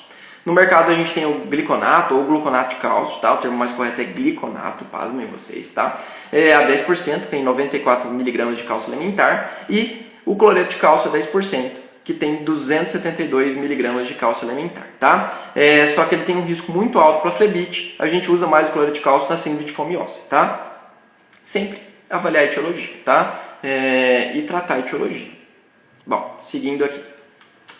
E o magnésio? Tá? O magnésio tem vários cenários que eu posso repor. Ele também é um íon do intracelular, então a reposição dele também é uma reposição contínua, tá? Ao longo de dias, assim como o potássio. E quais são esses cenários que eu vou ter que repor magnésio? Pré-eclâmpsia. Bom, o pessoal da ginecologia sabe explicar melhor do que eu essa parte, né? Na pré-eclâmpsia, a importância de manter um magnésio alto nesse cenário, tá? Para evitar que o paciente evolua com eclâmpsia. Torsades de points, convulsões, crise asmática, responde aí a reposição de magnésio. Paciente que ele está entubado em ventilação mecânica e eu quero estubar esse doente, é muito importante que ele tenha um magnésio bom. E no paciente com hipocalemia, por quê? Um magnésio baixo, ele faz com que o paciente fique com um aumento da sua caliurese, ou seja, o magnésio baixo ele predispõe à hipocalemia. Então, se eu não reponho magnésio numa hipocalemia, eu nunca trato essa hipocalemia, tá? E aqui nessa tabelinha temos aí algumas formas de a gente repor magnésio, tá? Isso daqui, se eu não me engano, eu tirei de um artigo do New England bem legal, depois quem quiser eu posso encaminhar, tá? Seguindo. E o bicarbonato? Quando que eu reponho bicarbonato? Aqui a gente está entrando numa grande controvérsia, né? Eu vejo muito mais bicarbonato sendo feito do que realmente reais indicações, tá? Quando que está mais tranquilo repor bicarbonato? Na acidose hiperclorêmica, tá? Então, na acidose hiperclorêmica, que é a acidose por perda de bicarbonato, e aí eu digo acidose tubular renal, a doença renal crônica em tratamento conservador, diarreia, tá? São cenários em que a gente é mais tolerável a reposição de bicarbonato, tá? Cabe repor bicarbonato. Muitas vezes até bicarbonato oral, tá? Não existe comprimido, a gente manda manipular, mas existe pozinho, vende até no atacadão, tá? Custa R$1 o pozinho. Então, nossos pacientes com doença renal crônica em tratamento conservador, é extremamente importante a gente manter o bicarbonato entre 22 e 26. O rim que retém esse bicarbonato, o rim ruim, o meu paciente ele vai fazer acidose crônica e aí eu reponho bicarbonato oral, tá? Em alguns cenários, lógico, de urgência, a gente pode repor endovenoso, tá? Bom, um cenário que a gente é bem liberal também com a reposição de bicarbonato é na acidose com hipercalemia, tá? Então, visando a correção da hipercalemia. Então, se eu reponho bicarbonato, esse bicarbonato vai, entre aspas, consumir os meus íons H+, que estão no plasma, né, que estão no extracelular, e aí, consumindo esses íons H+, o que vai acontecer? O potássio que estava lá no extracelular, ele começa a entrar dentro da célula, tá? Então, é uma forma de eu tratar rapidamente a hipercalemia, tá? Então, num cenário de acidose e hipercalemia, ok, tá? Tá liberado aí fazer bicarbonato, tá? Acidose lática. Pessoal, acidose lática, eu só tenho indicação em literatura de fazer bicarbonato se eu respeito dois cenários.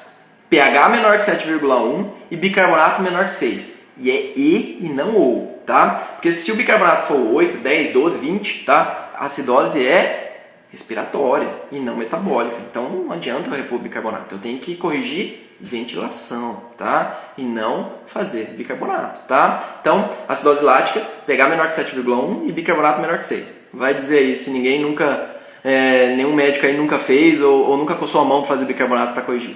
Mas é errado. Por quê? Pode levar a acidose paradoxal, tá? E por que a gente corrige quando pH é menor que 7,1? Melhora a resposta a catecolaminas, né? Então, o paciente que está hipotêncio, não está respondendo às drogas vasopressoras, e também pelo risco de arritmia, tá? Na cetoacidose diabética, a gente ainda vai além. Só repõe se o pH for menor que 6,9. Senão, sem reposição de bicarbonato, tá? E intoxicações exógenas, tá? Bom, como que eu reponho bicarbonato? Disponível é o bicarbonato 8,4%, tá? Eu posso fazer um bolos numa situação de emergência, 1 a 2 mEq por quilo, por exemplo, numa parada por hipercalemia, ou num paciente que está com hipercalemia, eu quero atuar rápido, eu posso fazer esse bolozinho aí, de 1 a 2 mEq por quilo, tá?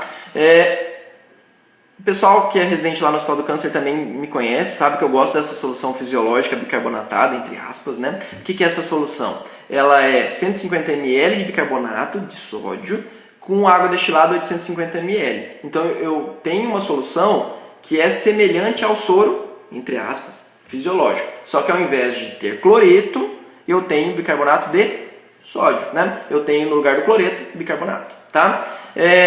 E se esse paciente já tiver uma hipernatremia, eu vou fazer uma solução a 0,45, vamos dizer, né? Seria 80 de bicarbonato com 920 de água destilada. Fazer bicarbonato puro faz hipervolemia, faz congestão e faz hipernatremia.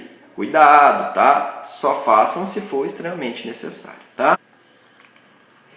Então, primeiro caso, a gente está com uma mulher, essa mulher ela tem 45 anos, ela está internada por uma sepse urinária, ela foi admitida com febre, sonolência, taquicardia, taquipneia e associada a hipotensão, uma pressão de 8/4. A ausculta pulmonar dela é limpa e ela não tem edema. Pessoal, então vamos lá, vamos avaliar aqui o que eu acabei de dizer para vocês. Lógico, eu enxuguei o caso clínico, porque todo mundo já está cansado da aula também, né? Então eu já trouxe o que era importante. Então, é uma paciente que ela está com febre, então ela pode ter aumentado as perdas sensíveis por conta dessa febre, né, sudoreica, enfim. Ela está séptica, então ela pode fazer uma vasodilatação por conta de liberação de mediadores inflamatórios. Ela está sonolenta, essa sonolência, lógico, pela própria sepse, mas também pela hipotensão e também pela desidratação, tá? Taquicárdica, mais uma vez, pela hipotensão, reflexo aí da própria hipotensão, tá? Taquipneica. E com essa hipotensão de 8/4, então o paciente está chocado, tá? A ausculta pulmonar é limpa. Por que eu trouxe isso? Para dizer para vocês, ausculta em pulmão, tá? Se o pulmão está criptando, opa, será que esse paciente não está congesto? Eu posso ter sinais de que o paciente, eu posso ter cenários em que o meu paciente ele está congesto e está hipotenso. Quando isso? Numa insuficiência cardíaca, tá?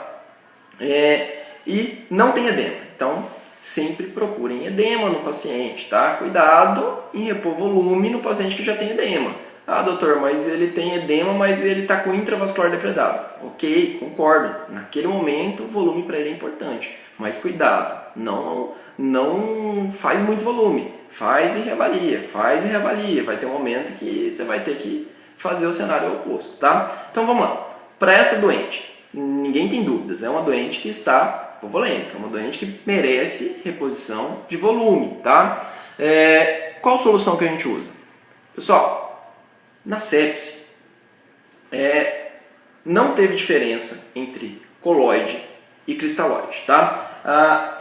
Como o cristalóide, eu já disse, ele é muito mais seguro e mais barato, e a gente teve alguns estudos antigos que mostravam até aumento de mortalidade com o coloide, e isso eram coloides mais antigos, coloides que a gente nem usa mais, tá? A gente prefere usar cristalóide, é mais barato, tá? E aí, balanceado ou não balanceado? Olha, tanto faz, tá? Vai depender do meu laboratório do doente. Ah, ele já está atendendo a hipernatremia.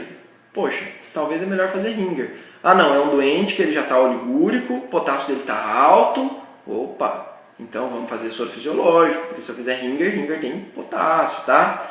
Então, é avaliar cenário a cenário. Eu costumo fazer, na dúvida, soro fisiológico. Se eu ainda não tem laboratório, soro fisiológico, tá?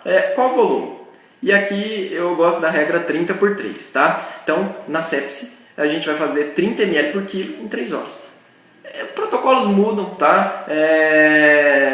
Esse é um protocolo o último que eu li, tá? Então, 30 ml por quilo em 3 horas. É aquela reposição. Lógico que na primeira meia hora, a gente vai repor muito mais até estabilizar a pressão, tá? Ah, não estabilizou. Eu estou repondo volume e ele continua hipotenso.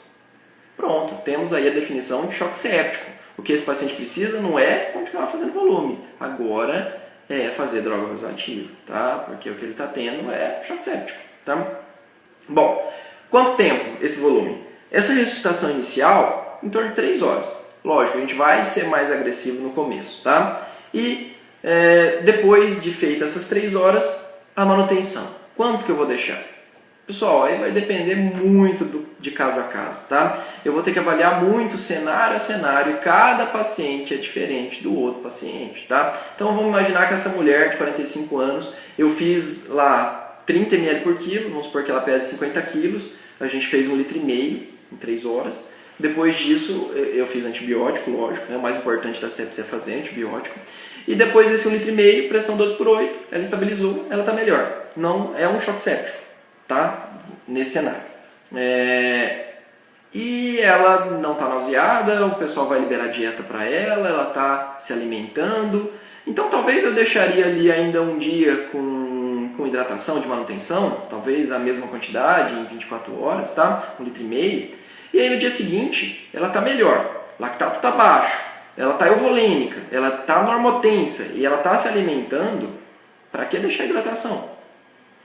Se a hidratação pode levar a hipernatremia, se a hidratação pode levar a acidose, se a hidratação pode levar a edema, tá? Por que eu vou continuar hidratando? Então, pense nisso, tá? A hidratação é para quem precisa, tá? Então, nada de fazer formulazinha de manutenção. Quem entrou aqui na minha live achando que eu ia dar uma fórmula milagrosa de manutenção de soro, isso não existe, tá? É caso a caso. E outra coisa, a avaliação, ela é diária. E algumas vezes a avaliação é no mesmo dia, eu tenho que...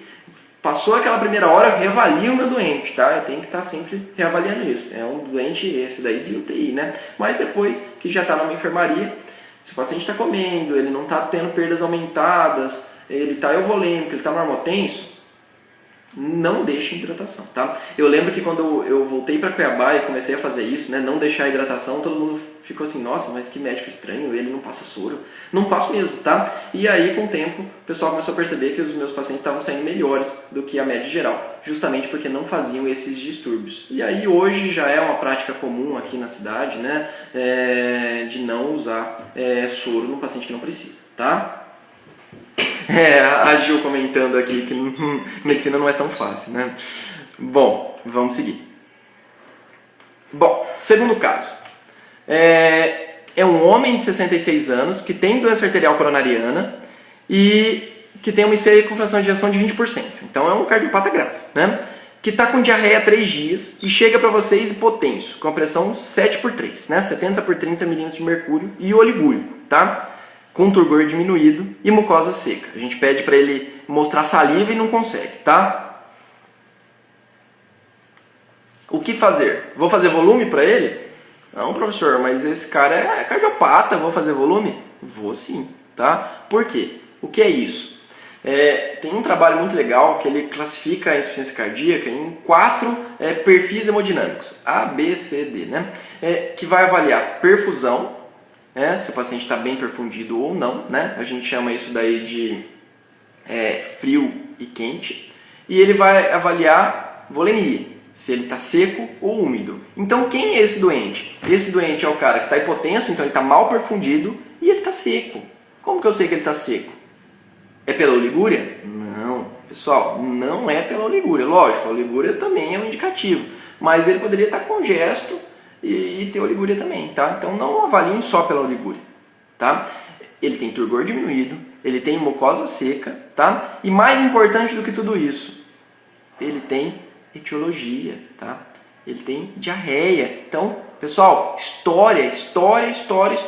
Colham a história do seu paciente. É extremamente importante. Não tem exame nenhum que substitui história e exame físico, tá?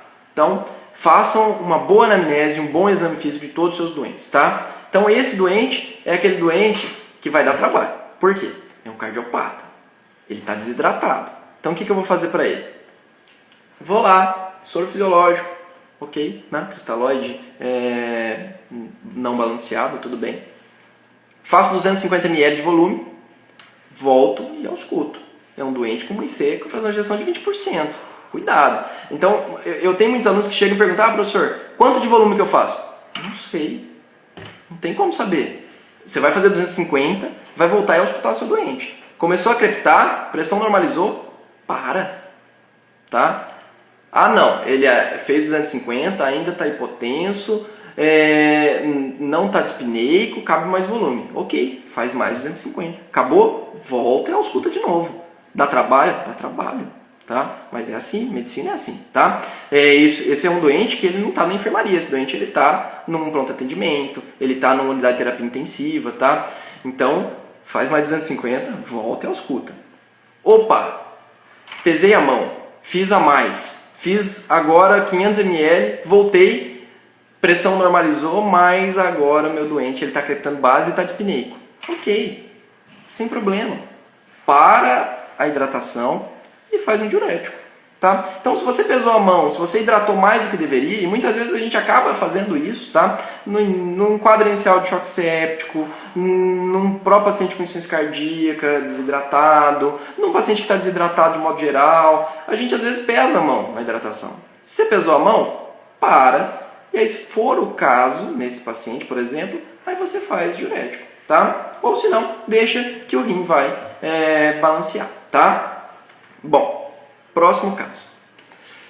Caso clínico 3. Um paciente com doença renal crônica. Então, eu tenho um homem de 45 anos, que ele é renal crônico, ele está em tratamento conservador, né? Ele não é dialítico, é isso que significa tratamento conservador. E ele foi admitido com fraqueza muscular, sem outras queixas. Tá? É um doente que ele não está urêmico, então ele não tem outras queixas, ele só tem fraqueza muscular. E aí vocês já vão entender por que fraqueza muscular. Porque provavelmente o potássio dele está alterado. Tá? Então, quem leva fraqueza muscular, geralmente, potássio, tá? Exames. Mais uma vez, eu foquei nos mais importantes aqui pra gente falar do caso clínico, né? Lógico que um caso não é só isso, né? Medicina é mais difícil. Bom, ele tem uma ureia de 100, creatinina de 4, bicarbonato de 10, potássio de 9. Conduta. Diálise? Não, nada de hemodiálise. Ele é um doente que não está urêmico. Então, quais são as indicações de diálise? Hipercalemia? Refratária. Acidose? Refratária, tá? É um doente que às vezes não estava indo no nefrologista, é um doente que às vezes está usando a medicação de maneira inadequada, é um doente com uma aderência terapêutica, tá? Até por isso que eu trouxe um homem mais jovem, geralmente é o perfil de quem menos adere à medicação, né? E eu sou um homem jovem, eu também não adero muito, minha mulher está assistindo aqui, ela sabe disso. Eu tenho esofagite, então, enfim, a gente faz tudo errado aí, mas deixa isso pra lá. Então, esse doente pode ser um doente que está com uma aderência terapêutica. Então, o que eu vou fazer para esse doente? Potássio de 9. Primeiro passo.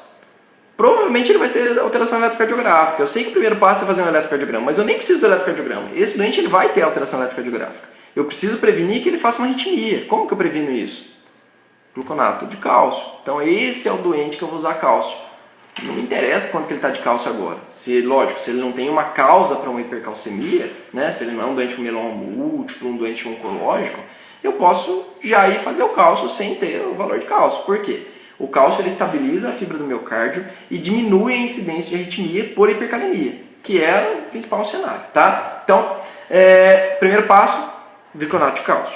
10%, eu posso fazer injeção lenta, 3 a 5 minutos. Refaço um eletro depois, se não desaparecer a alteração, faço novamente o gluconato, tá? Bom, e aí, para baixar esse potássio? Pessoal, para baixar potássio, eu posso trazer para o intracelular ou espoliar, tá? Potássio, jogar fora do organismo. Trazer para o intracelular, eu tenho 3 maneiras, tá? Beta-agonista, E aí eu tô falando de fenoterol, salbutamol, tá? Não adianta fazer inalação com atrovente, eu já vi colega fazendo, o paciente tava com potássio alto, eu tô inalando ele, mas ele é coronário pato, eu tô fazendo atrovente. Não, gente, precisa de beta-agonista, tá? Não adianta fazer atrovente. Esse doente, como provavelmente não é um coronário pato e o potássio tá 9, podem fazer, tá? Beta-agonista ali, fenoterol, salbutamol, 10 gotinhas a 20 gotinhas, nebulização com soro fisiológico 5 ml, né? Salina a 0,9. E glicoinsulina terapia, tá? A glicoinsulina terapia eu vou usar 100 ml de glicose hipertônica a 50% mais glicose, tá? Importante, se esse doente ele já está com hiperglicemia maior que 250, eu só uso a insulina. Qual que é a ideia? Quando eu uso insulina, a insulina traz o potássio para dentro da célula, tá? Então, doente com hipercalemia, glicoinsulina terapia, tá? Até uma coisa importante que eu não tinha falado. Quando eu preciso repor potássio, cuidado para repor potássio junto com glicose, porque se eu dou glicose junto com potássio, ela vai desencadear a liberação de insulina e aí o potássio pode cair ainda mais, tá? Bom, e por fim, para trazer esse potássio dentro da célula, o bicarbonato. E é o que esse doente mais precisa, tá? Ele está com bicarbonato de 10, tá? Lembra? Renal crônica, eu vou manter o bicarbonato dele de 22 a 26. Então esse doente, lógico, se ele não está hipervolêmico, né? Eu posso fazer aquela solução. Primeiro eu faço um bolos ali de 1 a 2 mEq por quilo. Feito isso, eu poderia deixar uma solução de hidratação ali com 150 ml de bicarbonato e 850 de água destilada. Isso vai corrigindo o bicarbonato dele ao longo do dia, tá? Por fim, se eu quiser expoliar o potássio, eu posso usar furosemida, um diurético de alça que expolia bastante potássio, ou Sorcal. Pessoal, sobre o Sorcal. Sorcal, ele é importante no longo prazo, então Sorcal eu não costumo usar. Ele é caro, ele é ruim, ele constipa, que faz aumentar o potássio, então não gosto muito, tá? Alguns cenários ele é importante, talvez esse cenário, mas esse é um paciente que eu tenho certeza que com esse potássio de 9 ele vai despencar depois que eu repor o bicarbonato. Então, feito o gluconato, feita a glicoinsulina, o beta-agonista e a reposição de bicarbonato, esse potássio vai tender à normalização, tá? Bom, próximo caso. Síndrome nefrótica. Então, uma mulher de 20 anos com nefrite lúpica, aqui um abraço pro Guedes, tá? Que é um dos reumatologistas que mais atua em lúpus aqui no nosso estado. É uma paciente com síndrome nefrótica que está em anasarca, então ela tem edema, ela tem ascite, ela está taquipneica, a ausculta dela é reduzida em base, então ela tem derrame pleural, provavelmente bilateral, e crepitação em terço médio, tá? E ela está hipertensa, pressão 180 por 110. Exames, ureia de 170, creatinina de 1,1. Esse é um caso real? O que eu falei no começo do caso, no começo da aula. Potássio 3,5 e sódio 130, tá? E agora, o que eu faço? Pessoal, lembre, essa relação ureia e creatinina desproporcional não significa desidratação. Pelo amor de Deus, não faça volume nessa doente, ela está hipervolêmica, tá? Então, essa doente, eu vou ter que fazer o contrário, eu vou ter que tirar volume, ela está congesta, né? Crepitando, derrame pleural, ela está hipertensa, em anasarca, então com certeza é uma doente hipervolêmica. Eu preciso dar para ela o quê? Furosemida, tá? Mas a aula não é de hidratação? Você está falando de tirar volume? Tá, mas olha o potássio dela, 3,5. O que vai acontecer na hora que eu der a furosemida para ela? Esse potássio vai, despencar, tá? Então, cuidado. Façam furosemida, mas nesse caso eu começaria a repor potássio, tá? Interal, tá? Ok. Se quiser fazer uma fase EV também, bem concentrada, com toda aquela cautela que a gente falou anteriormente, tá? Eu acho válido. E se couber uma espironolactona também, tá? E esse sódio, tá 130. Um sódio por uma hipervolemia dilucional, tá? Esse sódio ele vai ser normalizado uma vez que eu normalizar a volemia do meu doente. Eu não me preocuparia com esse sódio, tá? Não está dando sintoma, não é uma hiponatremia grave, então esquece o sódio. A gente vai fazer diurético e aí sim, cuidado com o potássio. Até um paciente que talvez seria interessante escolher um novo potássio depois de 6 horas, 12 horas e reavaliar, tá? Bom, próximo caso, caso 5, um doente com hiponatremia, tá? Esse é o mais difícil. Uma mulher de 50 anos que usa antidepressivo. Lembrar aí que os antidepressivos eles são cada vez mais usados no nosso meio, tá? E eles podem induzir a uma síndrome chamada de SIAD, síndrome da secreção inapropriada do hormônio antidiurético, tá? E essa síndrome de secreção inapropriada do hormônio antidiurético induz a hiponatremia euvolêmica. Não é o objetivo da aula ensinar sobre isso, tá? A gente vai ter uma aula sobre distúrbios do sódio, eu vou postar no meu canal do YouTube, tá? Vocês podem, quem quiser assistir lá depois. Mas ela chega no hospital com crise convulsiva e ela está euvolêmica. Peso, 98 quilos. Bom, então é uma doente que provavelmente está com SIAD por uso de antidepressivos. É isso que eu queria trazer. Exame, sódio 103. E agora? O que eu vou fazer? Primeiro, tiro o antidepressivo, tá? Mas isso não vai restaurar a anatremia dela tão rápido. Vai demorar um tempo até o organismo se readaptar, tá? Bom, e aí? Gente, é uma hiponatremia grave e uma hiponatremia sintomática. Então, esse doente eu preciso repor sódio. Como que eu reponho sódio?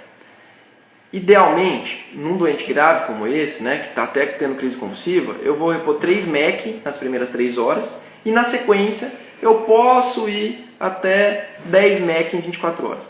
Eu confesso que eu calculo para 8 mEq nas próximas 24 horas para não correr o risco de repor muito rápido. Porque uso a fórmula de Adroguema-Dias, tá? Bom, como que é essa fórmula? Por isso que eu trouxe aqui para vocês. A variação de sódio, tá? Quanto que vai variar o sódio de uma solução, de 1 litro de uma solução, para aquele paciente, tá? Então, é o sódio da infusão, menos o sódio sérico do paciente, dividido por água corporal total, mais 1, tá? Então, vamos ver o denominador primeiro.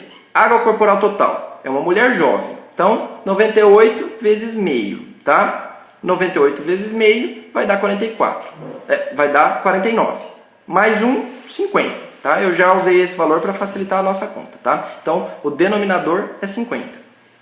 Sódio da infusão. Vamos escolher a salina 3%, que tem 513 mEq de sódio. Sódio sérico, 113. Então, 513 menos 113, 400.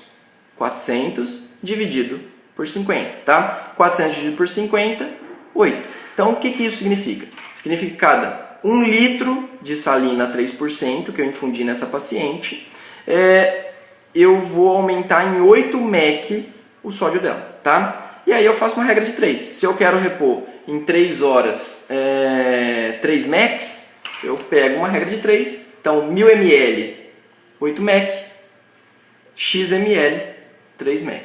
Regra de 3. E eu sei quanto de salina 3% que eu vou fazer. E depois de manutenção, eu poderia deixar 8 mEq mesmo, como disse para vocês. Eu tendo a fazer 8 mEq para não correr risco, tá? E aí a gente faz 1 litro dessa solução, no caso, para fazer 8. Ah, professor, mas eu quero fazer 10 mEq. Regra de 3. 1 litro, 8 mEq, x, 10 mEq. Regra de 3, eu consigo esse resultado, tá? Bom, pessoal, esse é o último caso. Então, muito obrigado aí a quem aguentou até o final da aula. Foi uma aula extensa, tá? Mais uma vez, meu canal no YouTube. Eu vou tentar colocar essa aula lá. Eu vou ver se eu edito ela para tirar algumas partes para ela não ficar tão prolixa. O canal é Ferold23, é o mesmo nome do meu Instagram, tá? Bom, marketing aqui também para o Senec. Quem quiser seguir o Senec é a nossa clínica de hemodiálise aqui em Cuiabá. @Senec_Cuiabá. E agradecer a Soraya que me convidou para dar essa live, me incentivou a fazer essa live aqui. E se não fosse ela ter incentivado, eu com certeza não faria, tá? E espero que tenham aprendido um pouquinho. Eu vou ver se eu consigo colocar alguma ferramenta para que depois me façam as dúvidas, tá? E depois eu posso ou gravar um vídeo ou ir respondendo essas dúvidas por essa ferramenta. Então eu vou tentar postar isso daí. Minha esposa entende mais de Instagram do que eu, acho que ela vai poder me ajudar nisso daí, tá? Então, muito obrigado pela atenção de todos e até uma próxima aí. Tchau, tchau, gente!